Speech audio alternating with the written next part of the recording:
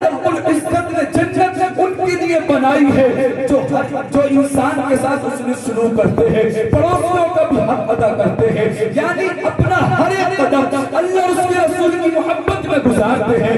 یاد رکھو آج ہر انسان جنت میں جانے کا دعویٰ کرتا ہے، میں جنتی، لیکن اللہ قرآن میں صاف فرماتا ہے ان الابرار لفی نعیم، بے شک میں نے نیکوں کے لیے جنت کو بنایا۔ جنت میں جانا چاہتے ہو نمازوں کی پابندی کرنی پڑے گی، جنت میں جانا چاہتے ہو قرآن کی تلاوت کرنی پڑے گی، جنت میں جانا چاہتے ہو رمضان کے روزے رکھنے پڑیں گے، جنت میں جانا چاہتے ہو مال کی زکات نکالنی پڑے گی، جنت میں جانا چاہتے ہو ماں باپ کی دل سے خدمت کرنی پڑے گی، جنت میں جانا چاہتے ہو پڑوسیوں کا حق ادا کرنا پڑے گا، جنت میں جانا چاہتے ہو علماء سے سچی محبت کرنی پڑے گی۔ جب ہم اپنے نبی سے محبت کر کے زندگی کو گزاریں گے اور خدا کی قسم بات پڑھنے کے قبر کے اندر جائیں گے اور آقا کا دیدار ہوگا، انشاءاللہ ہم سنیوں کا بیڑا پار۔ تو اس لیے اللہ تعالیٰ نے جو ہمیں پیغام دیا، رب نے قرآن میں فرمایا بے شک میں نے نیکوں کے لیے جنت کو بنایا۔ اب ہمیں اچھا راستہ چننا ہے، اچھا راستہ چننا ہے، نیک لوگوں کے راستے پہ چلنا ہے، اللہ کے بندوں کے دامن سے وابستہ ہو کے زندگی کو گزارنا ہے۔ آگے میرا رب فرماتا ہے وَإِنَّ الْفُجَّارَ لَفِي جَحِيمٍ، بے شک میں نے گناہگاروں کے لیے جہنم کو بنایا۔ اللہ نے جنت بھی بنائی ہے، اللہ نے جہنم بھی بنائی ہے، اللہ نے جنت نیکوں کے لیے بنائی، میں نے وہ باتیں آپ کے سامنے رکھ دی۔ آگے رب فرماتا ہے بے شک میں نے گناہگاروں کے لیے جہنم کو بنایا۔ اے انسان سن رب قرآن میں فرماتا ہے میں نے گناہگاروں کے لیے جہنم کو بنایا۔ مختصر کر کے بتا دوں اللہ نے بے نمازیوں کے لیے جہنم کو بنایا، اللہ نے اللہ اکبر مسلمانوں شرابیوں کے لیے جہنم کو بنایا، اللہ رب العزت نے جواریوں کے لیے، زانیوں کے لیے، نبی کے گستاخوں کے لیے جہنم کو بنایا ہے۔ اگر ہم نمازیں چھوڑیں گے جہنم ہمارا انتظار کر رہی ہے، ہم قرآن سے دور رہیں گے، نبی کی شان میں گستاخیاں کر کے زندگی گزاریں گے، جہنم ہمارا انتظار کر رہی ہے، ہم شرابیں پی پی کے زندگی گزاریں گے، جہنم ہمارا انتظار کر رہی ہے۔ اور شراب خدا کی قسم جس کے بارے میں میرے مصطفیٰ فرماتے ہیں اگر کوئی شراب کا ایک قطرہ بھی جان پوچھ کر حلق کے نیچے اتارے وہ جنت کو کیا جنت کی خوشبو بھی نہیں پائے گا۔ آج لوگوں کے معاملے بات سمجھ میں نہیں آتی، آج لوگ اچھی طرف نہیں جاتے، اچھے راستے کی طرف نہیں جاتے، آج لوگوں نے نہ جانے زندگی کو کیا سمجھ رکھا ہے۔ یاد رکھو ہمارے دوست ہمارے اس وقت تک کام آئیں گے جب تک ہماری سانسیں چل رہی ہے، ہمارے رشتہ دار اس وقت تک کام آئیں گے جب تک ہماری سانسیں چل رہی ہے، ہمارے پڑوسی اس وقت تک کام آئیں گے جب تک ہماری سانسیں چل رہی ہے۔ یاد رکھو مسلمانوں ایک دن تو آئے گا جب دوست تمہارے کام نہیں آئے گا، ایک دن تو آئے گا جب پڑوسی تمہارے کام نہیں آئے گا، ایک دن تو آئے گا جب تمہارا قریبی دوست تمہارے کام نہیں آئے گا۔ وہ وقت کون سا ہوگا؟ وہ وقت وہ ہوگا جب تمہارے جسم سے روح نکل جائے گی، تمہارا انتقال ہو جائے گا اور تمہارے چاہنے والے، تمہارے اپنے، تمہارے پڑوسی، تمہارے رشتہ دار، تمہارے دوست و احباب تمہیں کاندھے پہ اٹھا کے لے جائیں گے اور قبر کے اندر چھوڑ کر آ جائیں گے۔ خدا کی قسم کبھی کبھی جب رات کو سویا کرو اپنی قبر کو بھی یاد کر لیا کرو۔ آج جب ہم اپنے بستر میں سوتے ہیں اکیلے تنہا کمرے کے اندر ہوتے ہیں، اچانک اگر لائٹ چلی جائے تو ہم گھبرا جاتے ہیں، ہم ڈر جایا کرتے ہیں۔ اگر ہماری کمرے کی چھت پر اگر چھپچلی ہم کو نظر آ جائے تو ہم پہ جاتے ہیں، کسی بھی طریقے سے اس چھپچلی کو دور کرتے ہیں۔ لیکن مسلمانوں کبھی تم نے سوچا وہ قبر کا منظر کتنا بھیانک ہوگا، جس کے اوپر بھی مٹی ہوتی ہے، جس کے نیچے بھی مٹی ہوتی ہے، جس کے دائیں بھی مٹی ہوتی ہے، جس کے بائیں بھی مٹی ہوتی ہے، آگے پیچھے مٹی ہی مٹی ہوتی ہے۔ اور آج جب ہم اپنے بستر میں ہوتے ہیں بغیر تکیے کے ہم کو نیند نہیں آتی، اے تکیوں پہ سونے والوں، اے بستر لگا کے سونے والوں، کبھی قبر کے بارے میں سوچا؟ جب رات کو اپنے بستر پہ جایا کرو تو یہ سوچ لیا کرو کہ آج ہم نے نمازیں پڑھی یا نہ پڑھی، آج ہم نے قرآن کی تلاوت کی ہے یا نہیں، آج ہم نے اپنے ماں باپ کو سلام کیا ہے کہ نہیں، آج ہم نے پڑوسی کا حق ادا کیا ہے کہ نہیں۔ لیکن آج ہم نمازوں کو چھوڑ رہے ہیں، قرآن کی تلاوت سے دور ہیں، آج نوجوان ماں باپ کو بھول بھول کے زندگی گزار निकाल रहा है, माँ बाप को सता रहा है, माँ बाप को गालियां दे रहा है, माँ बाप को घर से निकाल रहा है, माँ बाप को गालियां देने वालों, माँ बाप को भूखा मारने वालों, गुनाह के लिए माँ बाप को सताने वालों, जरा सोचो मरने के बाद जब अपनी कब्र के अंदर जाओगे और कब्र के अंदर अगर मेरे आका ने चेहरा फेर लिया तो बोलो कोई दोस्त बचाने नहीं आएगा, कब्र में तुम्हारा साथी बचाने नहीं आएगा, कब्र में तुम्हारा रिश्तेदार बचाने नहीं आएगा। एक जात है जो कब्र में भी तुम्हारे काम आएगी, एक जात है जो कल क़यामत के दिन तुम्हारे काम आएगी। उसी जात से अपना रिश्ता मजबूत कर लो। वो जात कोई और नहीं, वो जात हसनैन के नाना की जात है, वो जात नबियों के इमाम की जात है। अगर दुनिया में तरक्की चाहते हो, बात करने के कब्र में सुकून चाहते हो, कल क़यामत के दिन जन्नत चाहते हो, तो नबी की मोहब्बत दिल में बसा के जिंदगी गुजारना शुरू कर दो। यकीन है दुनिया में भी कामयाब रहोगे, बात करने के कब्र में भी कामयाब। लेकिन आज हम हैं नौजवान अपने माँ बाप को सता रहे हैं, पड़ोसी पड़ोसी को सता रहा है, रिश्तेदार रिश्तेदार में बोलचाल बंद। आज हम अपनी मर्जी से जिंदगी गुजार रहे हैं।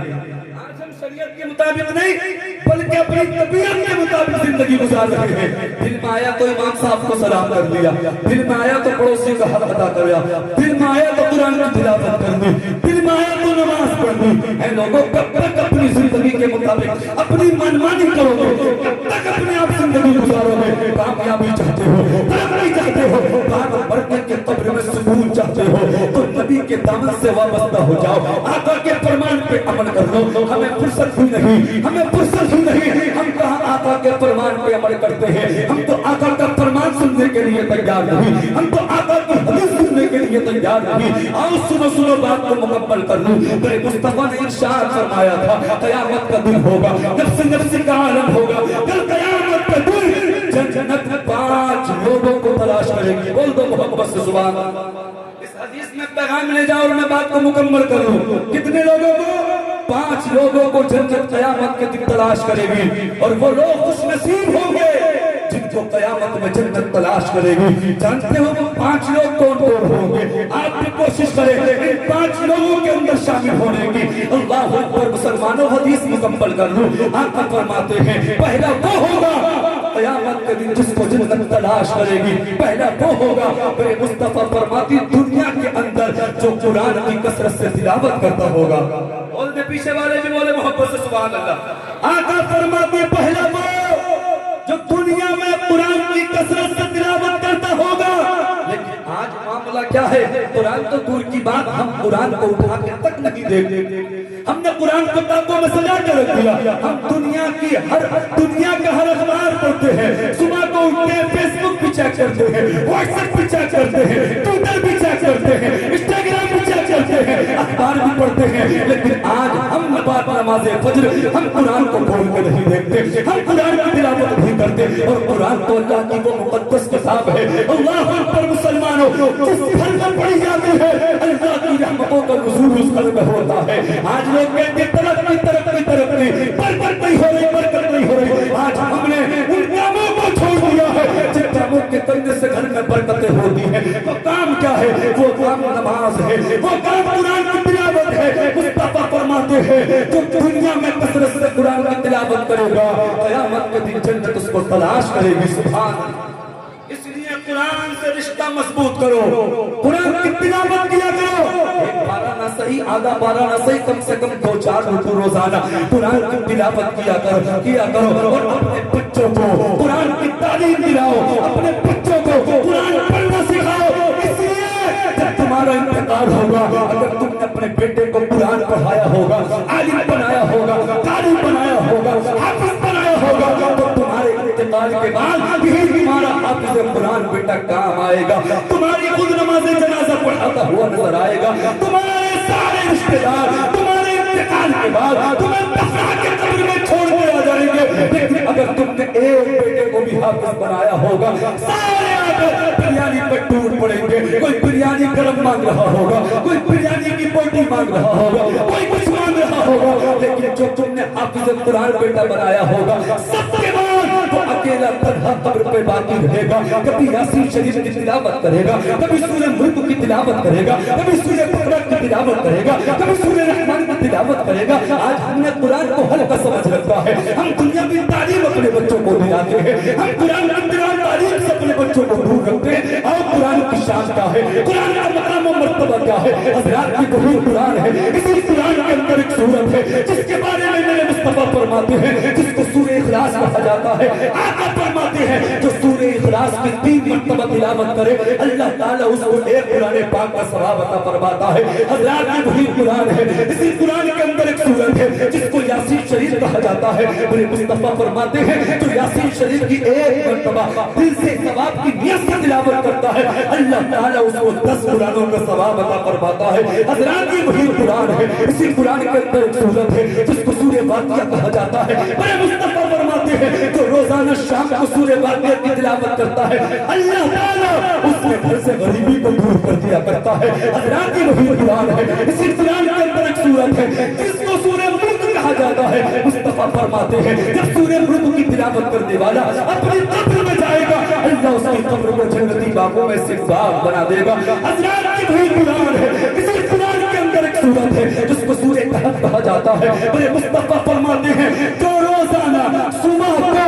سورہ کہف کی شروع کی آیاتوں کی تلاوت کرے گا وہ دجال کے فتنے سے بھی محفوظ ہو جائے گا۔ آقا فرماتے ہیں وہ دجال کے فتنے سے بھی محفوظ رہے گا۔ آج ہم نے قرآن کی تلاوت کو چھوڑ دیا، اسی لیے پریشانیاں ہمارے گھروں میں، برکتیں اسی لیے نہیں ہوتی۔ ہم آقا کے فرمان پہ عمل نہیں کرتے، پھر کہتے کامیابی نہیں مل رہی۔ سورہ واقعہ پڑھو، سورہ ملک پڑھو، سورہ یاسین شریف کی تلاوت کرو۔ آج ہمیں قرآن کی تلاوت کا شوق رہا ہے۔ آؤ سنو سنو، کروڑوں حنفیوں کے امام حضرت امام اعظم ابو حنیفہ، جانتے ہو امام اعظم ابو حنیفہ کو قرآن کی تلاوت کا کتنا شوق تھا؟ تاریخ بتاتی ہے امام اعظم ابو حنیفہ نے عشاء کے وضو سے 45 سال تک فجر کی نماز کو پڑھا ہے۔ سبحان اللہ، 45 سال تک۔ آپ نے یہ تو سنا غوث پاک نے 40 سال تک عشاء کے وضو سے فجر کی نماز کو پڑھا۔ نعرہ تکبیر، نعرہ رسالت، مسلک اعلیٰ حضرت شاعر اسلام، نعرہ تکبیر، نعرہ رسالت، بیت نواز کے مالک جناب مفتی عامر ظفر صاحب جو بریلی شہید کی سرزمین سے چل کر تشریف لائے، میرے فوراً بعد انشاءاللہ آپ ان کو سماعت کریں گے۔ میں اپنی حدیث پاک جو میں نے موضوع بنایا میں اس کو مکمل کروں۔ جی رہا کہ بولے سبحان اللہ، اور ٹوٹ کے بولے یا رسول اللہ۔ امام اعظم ابو حنیفہ نے 45 سال تک عشاء کے وضو سے فجر کی نماز کو پڑھا۔ جانتے ہو امام اعظم ابو حنیفہ کو قرآن کی تلاوت پر کتنا شوق تھا؟ چند منٹ میں سنیے بات کو مکمل کر دیں۔ امام اعظم ابو حنیفہ رمضان المبارک کے مہینے میں 61 قرآن پورا کیا کرتے تھے۔ سبحان اللہ، کتنے قرآن؟ آج ہم 2-4 قرآن پڑھنے تو اپنے آپ کو سب سے بڑا قاری سمجھتے ہیں کہ ہم نے اتنے قرآن پڑھ دیے، اتنے قرآن پڑھ دیے۔ امام اعظم ابو حنیفہ کروڑوں حنفیوں کے امام رمضان کے مہینے میں 61 قرآن ختم کیا کرتے تھے، مکمل کیا کرتے تھے۔ 30 قرآن دن میں، 30 قرآن رات میں، اور 1 قرآن نماز تراویح میں ادا کیا کرتے تھے، پڑھا کرتے تھے۔ اللہ اکبر۔ مسلمانوں تاریخ بتاتی ہے امام اعظم ابو حنیفہ نے ایک روایت کے مطابق 55 حج کیے۔ سبحان اللہ، 55 حج کیے۔ ایک روایت کے اندر آتا ہے امام اعظم ابو حنیفہ کا جس مکان میں وصال ہوا، انتقال ہوا، اسی مکان میں انتقال سے پہلے آپ نے 7000 مرتبہ قرآن پاک کو ختم کیا۔ سبحان اللہ، 7000 مرتبہ قرآن پاک کو مکمل کیا۔ جانتے ہو اور ان کے بارے میں امام اہل سنت اعلیٰ حضرت فرماتے ہیں امام اعظم ابو حنیفہ کا 30 سال کا معمول تھا، 30 سال کا دستور تھا۔ جانتے ہو کیا دستور تھا؟ اعلیٰ حضرت فرماتے ہیں امام اعظم ابو حنیفہ 30 سال تک ایک رات میں 30 سال تک، یعنی ہر رات ایک رکعت میں، اعلیٰ حضرت فرماتے ہیں امام اعظم 30 سال تک ہر رات پہلی رکعت میں ایک قرآن پاک مکمل کیا کرتے تھے۔ سبحان اللہ، ایک قرآن ہر رات ایک رکعت میں، پہلی رکعت میں ایک قرآن پورا کیا کرتے تھے۔ اور آپ کا یہ معمول، آپ کا یہ عمل 30 साल तक रहा। आज हम बात करते हैं कामयाबी की तरक्की की। हम कहाँ कुरान पढ़ते हैं? कुरान से मोहब्बत करो। कामयाबी चाहते हो, कुरान को सीने से लगा लो। बात को मुकम्मल करो। नबी फरमाते हैं क़यामत के दिन जन्नत 5 लोगों को तलाश करेगी। इजाजत है आगे बढ़ जाऊं? हदीस मुकम्मल कर लूं? हाथ उठा के बोले सुभान अल्लाह। सारे लोग बोले या रसूल अल्लाह। नंबर 1 जो कुरान की दुनिया में कसरत से तिलावत करता है। नंबर 2 मुस्तफा फरमाते जो दुनिया में भूखों को खाना खिलाता है। अल्लाह ने दौलत से नवाजा है, दौलत अता की है, तो दुनिया के अंदर पड़ोसियों को खाना खिलाओ, भूखों को खाना खिलाओ, यतीमों को खाना खिलाओ, मिस्कीनों को खाना खिलाओ। अगर तुमने ये ना किया तो क़यामत के दिन अल्लाह की बारगाह में जवाब भी देना होगा।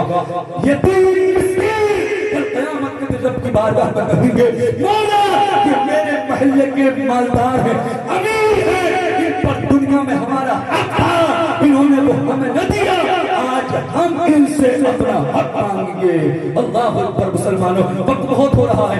नंबर 3 सुने, तीसरा वो शख्स कौन सा होगा क़यामत के दिन जिसको जन्नत तलाश करेगी? मुस्तफा फरमाते हैं जो नंगों को कपड़ा पहनाता है, जो नंगों को कपड़ा पहनाता है, जो यतीमों की मदद करता है, गरीबों को कपड़े पहनाता है। चेहरों की महफिल मानने वालों कुछ न कुछ पैगाम लेके जाओ। आज हमारे नौजवान अपना पैसा खुराफात में बहुत खराब करते हैं। शादी किसी नौजवान की होने लगे 10-20 हजार के पटाखे, 10-20 हजार के पटाखे। मैं उस नौजवान से बड़ी मोहब्बत से कहना चाहूंगा तू 10-20 हजार के पटाखे अपनी शादी में न लेके आ, बल्कि अपनी शादी में काम किया कर। अपनी बस्ती के 2-4 गरीबों को अपने साथ लिया कर। शादी की तारीख से पहले जब तू अपनी शादी के लिए कपड़े लेने के लिए जाए तो अपनी गरीब के 2-4 गरीबों को, अपनी बस्ती के 2-4 गरीबों को अपने साथ ले जाया कर और उन गरीबों को अल्लाह पर कपड़े दिया कर और अपने साथ पूरी लिबास में उनको बारात में ले जाया कर। खुदा की कसम उधर तो बस्ती के गरीब खुश होंगे, उधर गुस्से तेरे आका राजी हो जाएंगे। खुराफात करने से, आतिशबाजी करने से, डीजे बाजे से हो सकता है क़यामत के दिन तो जहां तुम्हारे जहन्नम में जाने का सबब बन जाए। अगर तुमने खुराफात को बंद करके किसी गरीब की मदद कर दी, किसी यतीम की मदद कर दी,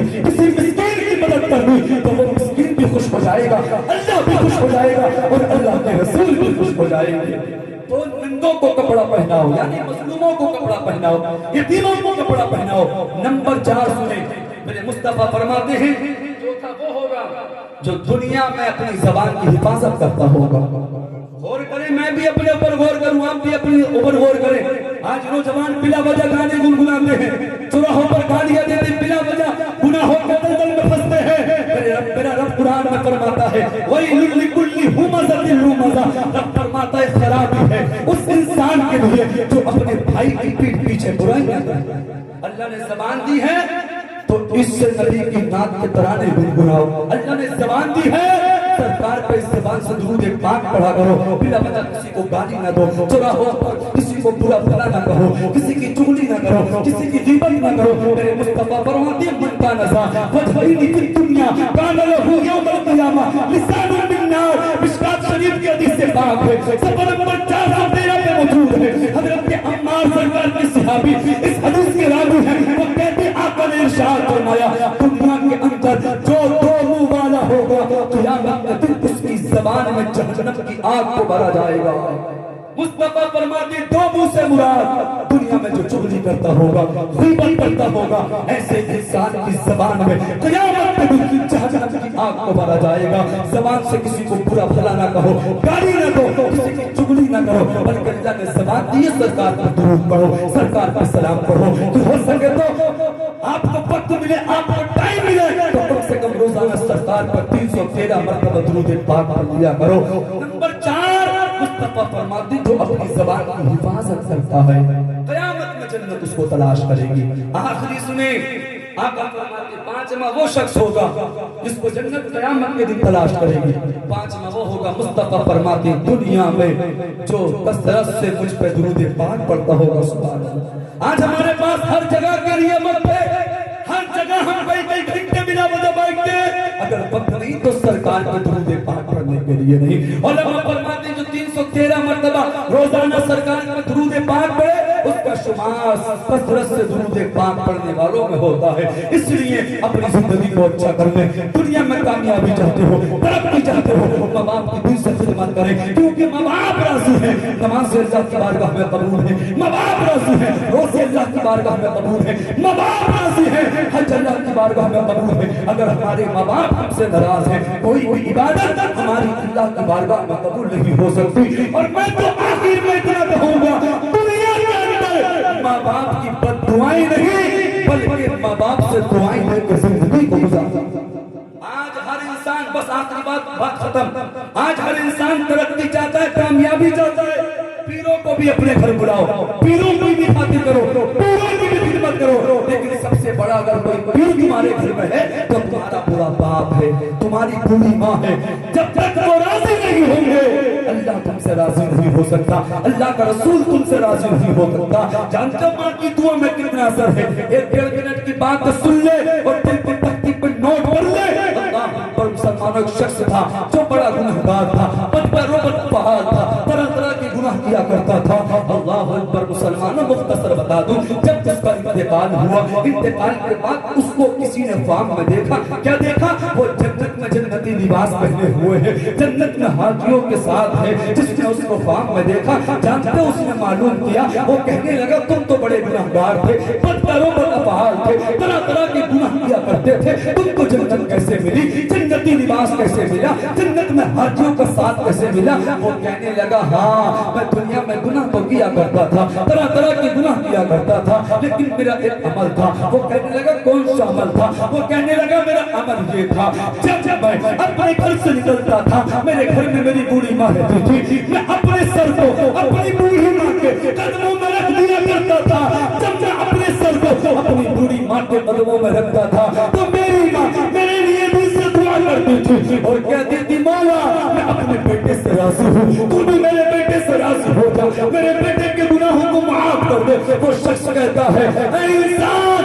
اللہ نے میرے مردے کے بعد میرے گناہوں کو نہ دیکھا بلکہ میری ماں کی دعا کو قبول کر دیا, اور ماں کی دعا کی وجہ سے مجھے جنتی بنا دیا, جنت میں حاضروں کا ساتھ عطا فرمایا. اسلام زندہ باد. وما علینا الا البلاغ. السلام.